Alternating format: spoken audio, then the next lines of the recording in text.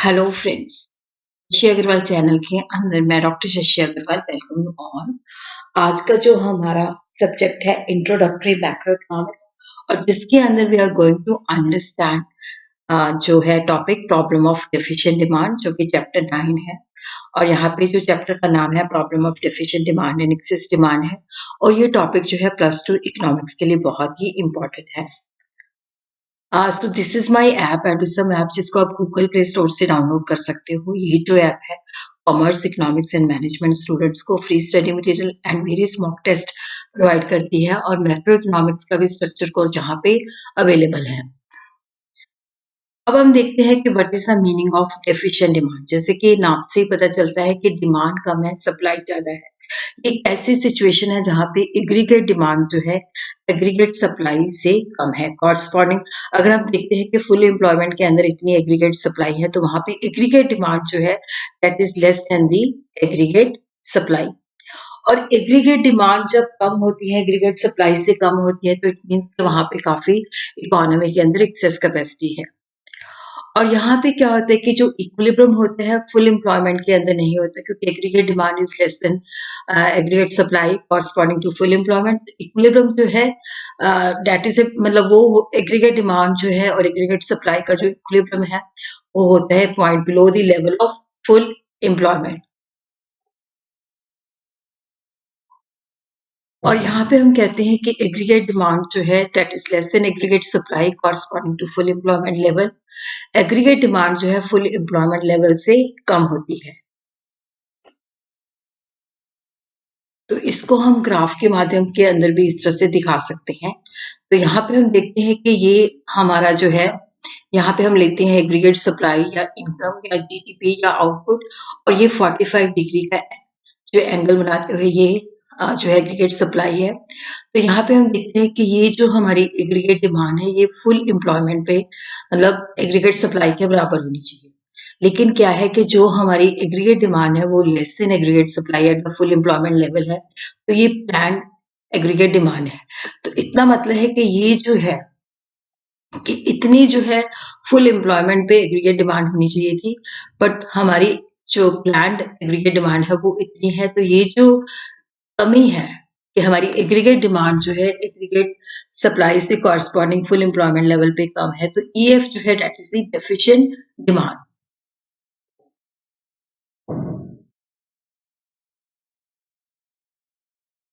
तो इसके जो कॉजेज हैं इसको हम क्लोज्ड इकोनॉमी के अंदर क्या रीजन है, ओपन इकोनॉमी के अंदर क्या रीजन है।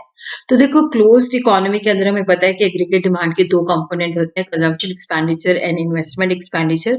तो कंजम्पशन एक्सपेंडिचर के अंदर भी रिडक्शन है क्योंकि लोगों की प्रोपेंसिटी टू कंज्यूम कम हो जाती है और प्रोपेंसिटी टू सेव इंक्रीज हो जाती है। तो जिसकी वजह से क्या होता है कि यहाँ पे डिमांड हमारी एग्रीगेट सप्लाई से कम होती है। और उसी तरह प्राइवेट इन्वेस्टमेंट एक्सपेंडिचर भी रिड्यूस हो जाती है क्योंकि प्रॉफिट के चांसेस नहीं होते, पुअर बिजनेस एक्सपेक्टेशंस होती हैं, तो जिसकी वजह से लोग ज्यादा इन्वेस्टमेंट नहीं करते। उसी तरह भी अंडरस्टैंड कि जो ओपन इकोनॉमी है जिसके अंदर कंपोनेंट होते हैं, गवर्नमेंट है, कंजम्पशन है, कंजम्पशन है, इन्वेस्टमेंट है और इस तरह नेट एक्सपोर्ट है। तो यहाँ पे गवर्नमेंट का एक्सपेंडिचर भी जो है रिड्यूस हो जाता है क्योंकि बजटरी कंस्ट्रेंट की वजह से हो सकता है कि गवर्नमेंट जो अपना कंजम्पशन एक्सपेंडिचर रिड्यूस कर दे या इन्वेस्टमेंट एक्सपेंडिचर रिड्यूस कर दे। तो जिसकी वजह से क्या होता है कि एग्रीगेट डिमांड जो होती है एग्रीगेट सप्लाई से कम होती है। और उसी तरह क्या है कि फॉलिंग एक्सपोर्ट जिसके अंदर क्या होता है कि जैसे एक्सपोर्ट भी कम हो जाती है, तो जिसकी वजह से क्या होता है कि एक्सपोर्ट कम होती है तो प्रोडक्शन भी जो है कम होती है। उसी तरह क्या होता है कि जब इंटरनेशनल प्राइसेस हमारी डोमेस्टिक प्राइस से कम होती है तो इंपोर्ट जो है बढ़ जाते हैं। तो जिसकी वजह से क्या होता है कि जो डोमेस्टिकली चीजें प्रोड्यूस होती हैं वहां पे हमारी जो है एग्रीगेट डिमांड कम होती है। और इस तरह टैक्स रेट बढ़ जाते हैं तो जिसकी वजह से लोगों के पास कम पैसा बचता है जिसको वो स्पेंड कर सके। तो ये रीजन है ओपन इकोनॉमी के अंदर के हमारी जो डिमांड है एग्रीगेट डिमांड जो है क्यों कम होती है एग्रीगेट सप्लाई से। और इसका इम्पैक्ट देखो आउटपुट पे भी पड़ता है, प्रोडक्शन कम होती है और लोग बेरोजगार हो जाते हैं और प्राइस लेवल भी फॉल कर जाता है। तो इनको हम डिटेल के अंदर स्टडी करते हैं कि क्या कॉन्सिक्वेंसेस है, क्या इफेक्ट है।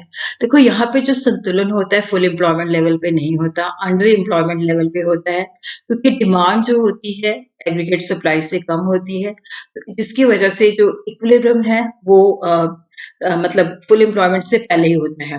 तो इसको हम अंडर एम्प्लॉयमेंट इक्विलिब्रियम भी कहते हैं कि जो प्रोड्यूसर्स होते हैं वो अपने जो प्रोडक्शन कैपेसिटी होती है उसको पूरी तरह से यूटिलाइज नहीं कर सकते, इकोनॉमी के अंदर एक्सेस कैपेसिटी होती है। यहाँ पे हम देखते हैं कि ये जो है, देखो यहाँ पे फुल एम्प्लॉयमेंट के अंदर क्या है कि इतनी हमारी जो थी बेसिकली प्रोडक्शन होनी थी, लेकिन क्या है कि यहाँ पे अनएम्प्लॉयमेंट में होती है तो यहाँ पे इतनी प्रोडक्शन होती है, तो जितनी हमारी कैपेसिटी है वो प्रॉपर यूटिलाइज नहीं होती। तो ये जो एग्रीगेट डिमांड है हमारी, ये प्लान है और ये फुल एम्प्लॉयमेंट में होनी चाहिए। तो ईएफ जो है that is the efficient demand. तो जितनी कैपेसिटी की यूटिलाइजेशन होनी चाहिए थी उतनी नहीं होती, क्योंकि output produce full employment level पे ओएम होना चाहिए था, बट लेकिन कितना होता है, ओएन होता है।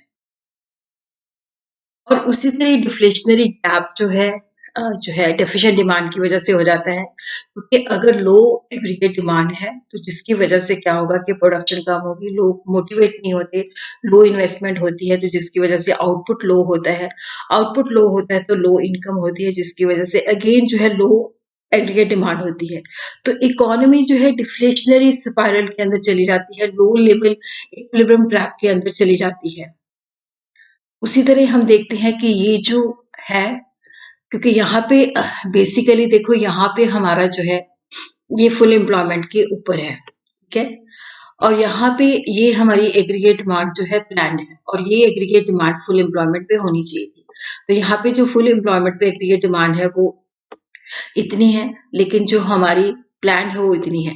तो ये जो गैप है ईएफ का, ये डिफ्लेशनरी गैप है।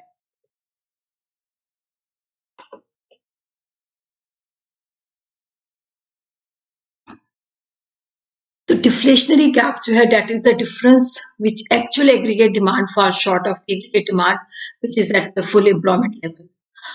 और उसी तरह क्या होता है कि जब एग्रीगेट डिमांड जो एग्रीगेट सप्लाई से कम है तो इसका मतलब है कि काफी सारा स्टॉक प्रोड्यूसर्स के पास बच जाता है जो वो सेल नहीं कर पाते। अनडिजायरेबल स्टॉक जो है वो पाइल अप हो जाता है, तो इनको क्लियर करने के लिए उनको प्राइसेस रिड्यूस करनी पड़ती है, और जो अगले साल की प्रोडक्शन है तो उसके लिए वो आउटपुट जो है योजना जो बनाते हैं कि हमने, क्योंकि डिमांड कम है तो हम आउटपुट भी कम बनाएंगे। और यहाँ पे क्या होता है कि पूरा का पूरा वो स्टॉक सेल नहीं कर पाते, उनको कम दामों पे सेल करना पड़ता है, तो जिसकी वजह से क्या होता है कि उनको लॉस ऑफ प्रॉफिट होता है। तो अब हम देखते हैं कि व्हाट आर दी मेयर्स जिसके द्वारा हम डेफिशिएंट डिमांड को जो है करेक्ट कर सकते हैं। तो इसके अंदर क्या है कि फिस्कल पॉलिसी के मुताबिक केन्स का भी ये मानना है कि जब डेफिशिएंट डिमांड होती है, डिफ्लेशनरी सिचुएशन होती है, तो उस वक्त सरकार को पब्लिक एक्सपेंडिचर जो है करना चाहिए। सरकार जब इन्वेस्टमेंट करती है तो लोगों को एम्प्लॉयमेंट जनरेट होती है, उनको इनकम जनरेट होती है, तो वो चीज़ों की डिमांड करते हैं। और उसी तरह डायरेक्ट और इनडायरेक्ट टैक्स भी रिड्यूस करने चाहिए ताकि लोगों के पास डिस्पोजेबल इनकम ज़्यादा हो और वो ज़्यादा चीज़ें जो है खरीदें। मॉनेटरी पॉलिसी के अंदर जो होता है कि इकोनॉमी के अंदर क्रेडिट की अवेलेबिलिटी ज़्यादा होनी चाहिए, मनी की सप्लाई ज़्यादा होनी चाहिए ताकि लोग चीज़ों की डिमांड करें। तो मॉनेटरी पॉलिसी के अंदर 2 इंस्ट्रूमेंट्स होते हैं, quantitative instrument and qualitative instruments. तो क्वांटिटेटिव इंस्ट्रूमेंट्स के अंदर बैंक रेट को डिक्रीज़ करना चाहिए, जिसकी वजह से क्या होता है कि लोगों के पास जो है, क्योंकि इंटरेस्ट रेट कम होता है तो लोगों के पास मनी की सप्लाई ज़्यादा होती है तो ज़्यादा खर्च खर्च कर सकते हैं। उसी तरह सेंट्रल बैंक जो है रिवर्स रेपो रेट को डिक्रीज कर दे, तो इसके अंदर भी क्या होता है कि बैंक को कम अमाउंट जो है रिजर्व बैंक ऑफ इंडिया के पास रखना पड़ता है, तो वो ज़्यादा लैंडिंग कर सकते हैं। तो डेफिशिएंट डिमांड के अंदर भी जो सेंट्रल बैंक है ओपन मार्केट से सिक्योरिटीज परचेज करना शुरू कर देता है, तो जिससे क्या होता है कि लोगों के पास मनी की सप्लाई बढ़ती है और वो चीज़ें ज़्यादा खरीद सकते हैं।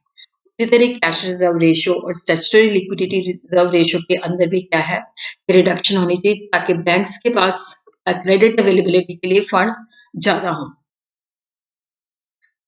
और उसी तरह क्वालिटेटिव इंस्ट्रूमेंट्स के अंदर जैसे मार्जिन रिक्वेस्ट से हम लोन लेते हैं, तो लोन के लिए क्या होता है कि हमें कुछ मार्जिन अपने से देना पड़ता है, बट अगर डिफ्लेशनरी सिचुएशन है तो वहाँ पे मार्जिन रिक्वायरमेंट कम कर दी जाती है। जैसे मान लो 100 रुपीज़ का लोन लेना है, तो पहले 20 की था कि 20% आपने अपनी पॉकेट से डालना है, तो अब जो है 10% कर दिया है। उसी तरह बैंक जो है लोग बैंक्स को पर्सुएड करती है, प्रेशराइज़ करती है, तो यहाँ पे भी इनकरेज करते हैं कि वो ज़्यादा से ज़्यादा लोगों को क्रेडिट दें। और जो क्रेडिट राशनिंग जो है इन्फ्लेशन के अंदर अप्लाई करती है, तो वहाँ पे वो विथड्रॉल कर लेती है। लोगों को आसानी के अंदर जो है क्रेडिट अवेलेबल हो जाता है और यहाँ पे बैंक्स को कहती है कि वो ज़्यादा से ज़्यादा क्रेडिट क्रिएट करें ताकि डिफ्लेशनरी सिचुएशन को डिफ्यूज़ किया जा सके।